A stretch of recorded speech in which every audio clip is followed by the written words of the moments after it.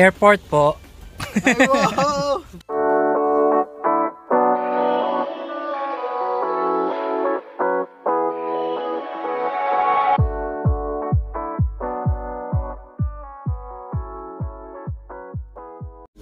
Hi guys! Ay, video na pala. Hi! Welcome sa vlog ni JP. So ito po yung Uber driver ko. Hi. So thank you sa mga nagbigay sa akin ng gift sa birthday ko bukas. Happy birthday. So thank you sa company. Binigyan nila ako ng letter. Sweet nila oh.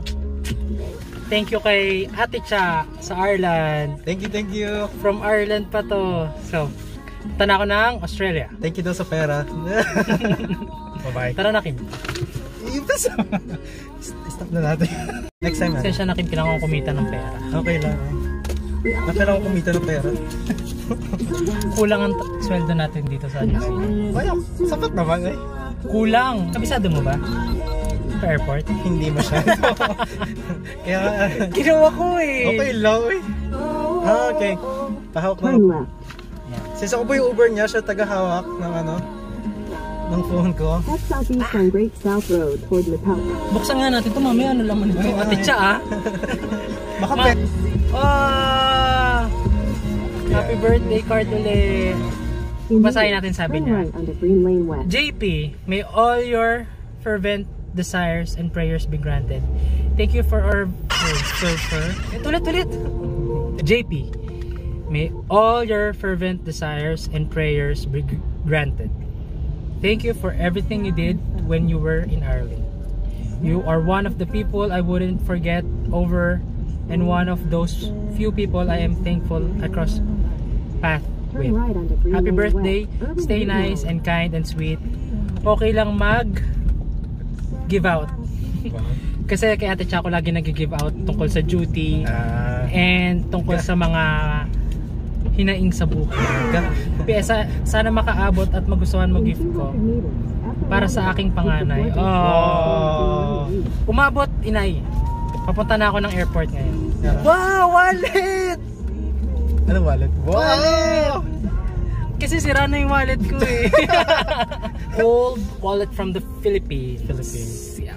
Okay pa naman siya eh. Philippines. Kaso lang dala siyang okay, checklist. Asan yung passport?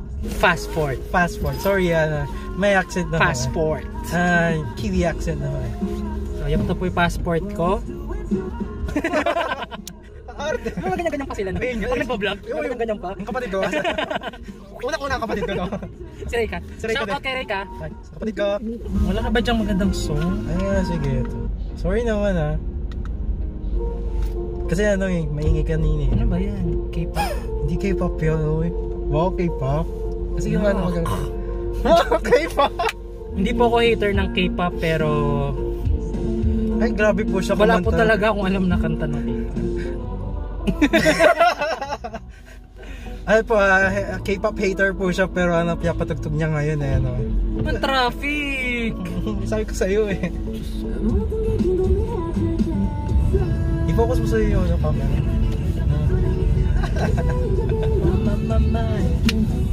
Paano ba mo? Galing po ng driver ko. May bayad ho ito. Siya nagturo sa akin mag-drive dito sa New Zealand ng mga rules. At pinag-drive niya sa akin yung car. Kakanan ka doon. Dito? Yep. Nagalit si Lola. Yun ang napansin ko sa mga taga New Zealand. Ano? Hindi sila patient sa road na. Nagrarant na naman kami. Ayun nga eh. Adiro! Dudut tsaka. Ayan na, favorite ko. Paano yun? Machada. Freaking. It's okay. Thank you sa pag-attend. May bayad ho yan. Really over. Hope you enjoy it.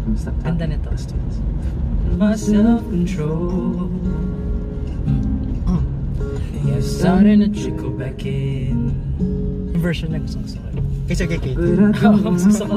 Acoustic eh. I tell myself, draw the line.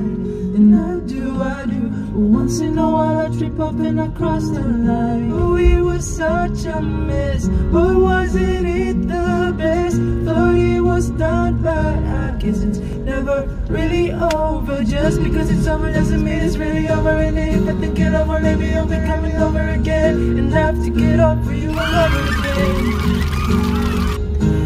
Guess I could try hypnotherapy. And I think of you 2 years and just like that my head still takes me back. Thought it was done, but I guess it's never really over. Oh, it was such a mess, but wasn't it the best? Thought it was done, but I guess it's never really over.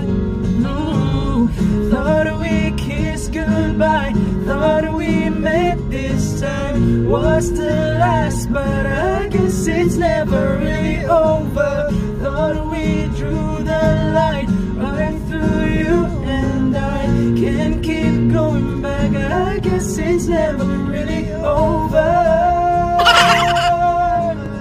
Feel na feel. Hanggang second voice na po ako. Was the last, but I guess it's never really over. Feel na feel niya po. Nagko-cover po siya. Bye bye guys. Tagal pa nito yung traffic. Oo, baka mag